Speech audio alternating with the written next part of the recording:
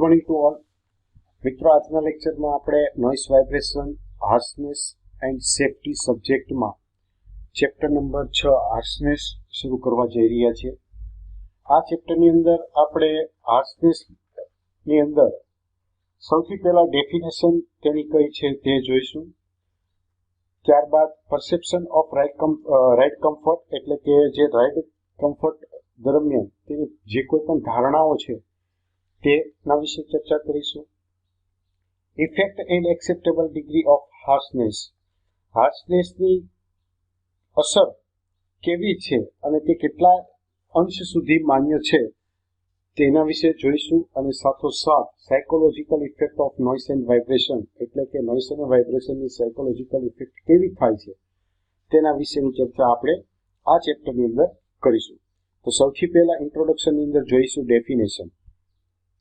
Harshness is a concern that related to the customer's perception or expectation of vehicle's ability to absorb the vibration caused by road imperfection. હાર્શનેસ જે છે તે એક પ્રકારની ચિંતા છે કે જેની અંદર કસ્ટમર દ્વારા એવી ધારણા કે રસ્તાની જે અનઇવનનેસ છે, ઇમ્પરફેક્શનનેસ છે, તેને કારણે જે વાઇબ્રેશન પેદા થાય છે તો તેને એબ્સોર્બ કરવા માટે વ્હીકલની જે કેપેસિટી છે તો તેની સાથે તે સંબંધ ધરાવે છે. Harshness is the subjective feeling associated with noise and vibration. Harshness noise અને વાઇબ્રેશન સાથે સંકળાયેલી એક પરિણામલક્ષી વ્યક્તિગત એક ફીલિંગ એટલે કે લાગણી છે. With both noise and vibration are engineering term and can be measured in term of sound pressure level and acceleration respectively. Harshness is purely subjective and it cannot be measured. જ્યારે noise અને vibration છે તો તેના વિશે આપણે ખ્યાલ છે કે આ બંને એન્જિનિયરિંગ રિલેટેડ પરિભાષા છે, ટર્મ છે, અને તેને આપણે માપી પણ શકીએ છીએ. અને તેને માપવા માટે સાઉન્ડ પ્રેશર લેવલ મીટર કે જેની અંદર આપણે નોઇસ મેઝરમેન્ટ કરી શકીએ છીએ અને એક્સલરેશનની મદદથી આપણે વાઇબ્રેશન છે તે માપી શકીએ છીએ. પરંતુ હાર્શનેસ એક પ્યોરલી સબ્જેક્ટિવ એટલે કે એક વ્યક્તિગત લાગણીને લગતો સબ્જેક્ટ છે કે જેને આપણે મેઝર નથી કરી શકતા પણ માત્ર ને માત્ર અનુભવ કરી શકીએ છીએ. If you take a low end car, say an Alto or Nano, for the segment of customer this car target an ideal overall noise level of around 45 dB is alright. હવે જો આપણે અહીં એક એક્ઝામ્પલ જે છે તે એના ઉપરથી આપણે સમજીએ તો કે જો તમે કોઈ એક લો એન્ડ કાર કે જેની અંદર આપણે અલ્ટો અથવા તો નેનોના લેવલની જે કાર છે કે જે અમુક પ્રકારના કસ્ટમરને કાર પરચેસ કરવા માટેનો ટાર્ગેટ છે, તો તેના માટે noise level overall noise level limit જે છે કે જે 45 ડેસિબલ સુધી તેમાં મળે છે, તો તે તેના માટે નોઇસ લેવલ જે છે તે યોગ્ય જણાવે છે. જ્યારે અમુક કિસ્સાની અંદર તે યોગ્ય જણાતું હોતું પણ નથી.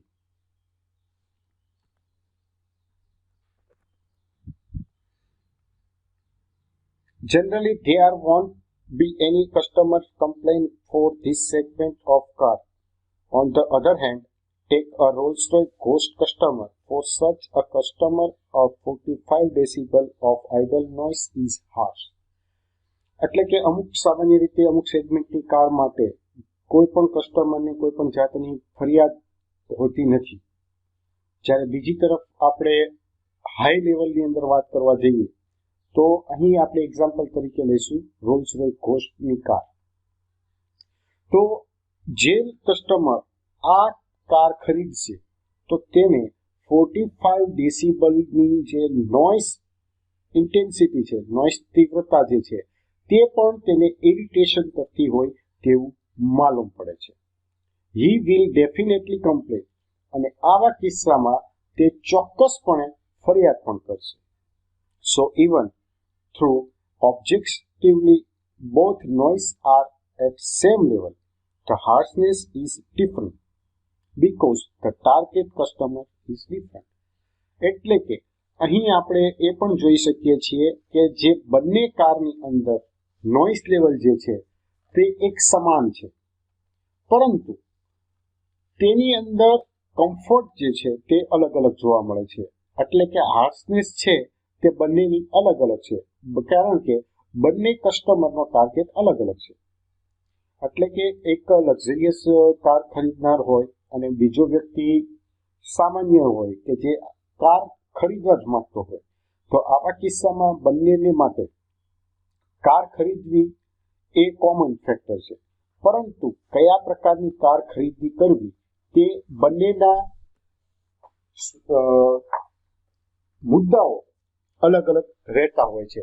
એક પ્રોફેશનલી કાર ખરીદવા માંગતો હોય છે, જ્યારે બીજી વ્યક્તિ જે છે તે પોતાની જરૂરિયાતને સંતોષવા માટે કારની ખરીદી કરી રહ્યો હોય છે. એટલા માટે એ જે કોઈ પણ કારનું સિલેક્શન કરશે તો તેની અંદર તે અમુક મુદ્દાઓને ધ્યાનમાં લેશે.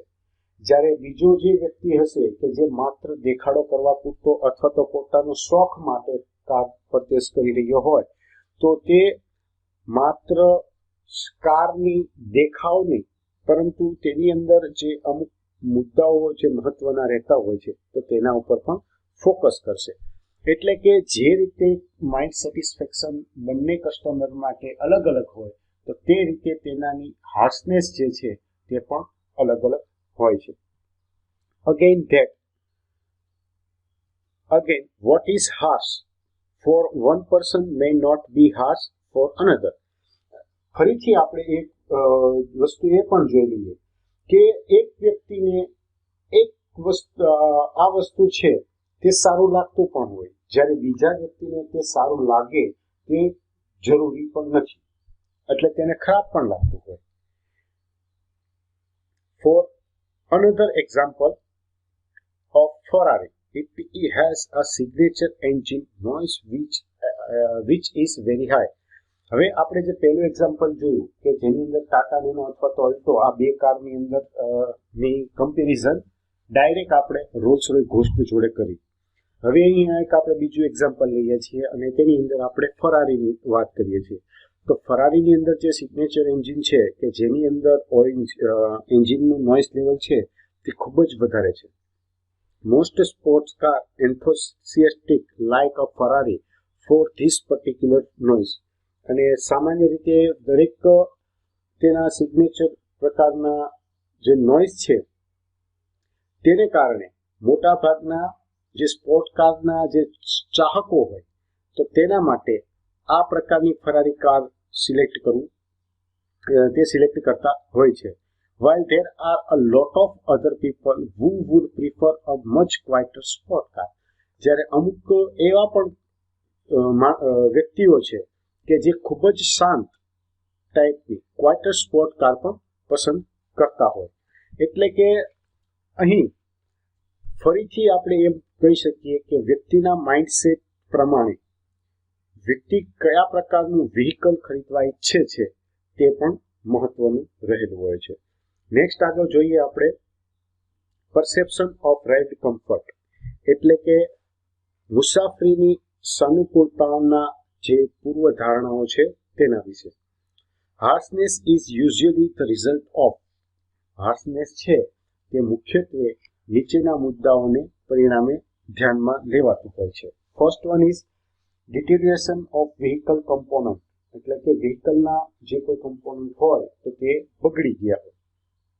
Such as worn or damaged suspension component that cannot move within their normal range of motion, or they have lost their isolation grommet or bed.